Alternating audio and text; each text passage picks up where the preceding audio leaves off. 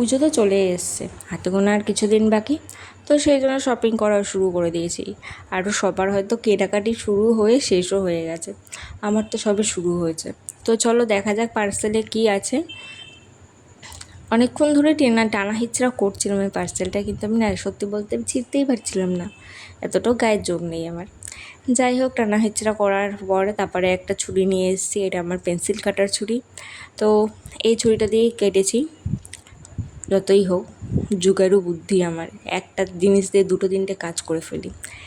হ্যাঁ, যাই হোক, কারা কারা শপিং করা শুরু করে দিয়েছো, কার কটা জামা হয়েছে অবশ্যই কমেন্টে জানিও। ভিডিওটা ভালো লাগলে লাইক কমেন্ট শেয়ার করে দিও।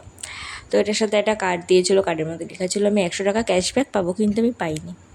আমি জানি না কেন পাইনি, কিন্তু আমি পাইনি। ওটাতে যা যা লেখা ছিল সব করেছি, কিন্তু আমি ক্যাশব্যাক পাইনি।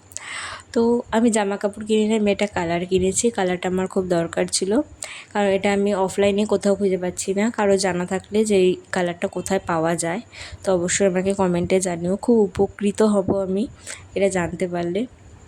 তো এটার সাথে একটা লাইনার দিয়েছে, যেটা আমার কোনো পুজোয় লাগবে না, মানে কোনো কাজেই লাগবে না, কিন্তু কালারগুলোও দিয়েছে ভালো। আর কয়েকটা দিলে আমি খুব খুশি হতাম, কিন্তু দেয়নি। মানে টাকাটা অনেক বেশি, কিন্তু কালারের সংখ্যাটা অনেক কম। তো যাই হোক, এটা নিয়ে ম্যানেজ করে নেব, নিজের মনকে সান্ত্বনা দিয়ে নেব।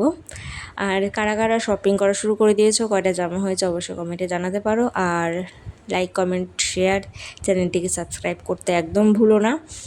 আর এই কালারটা যদি অফলাইনে জানো কেউ কোথায় পাওয়া যায়, তাহলে অবশ্যই জানিও। টাটা।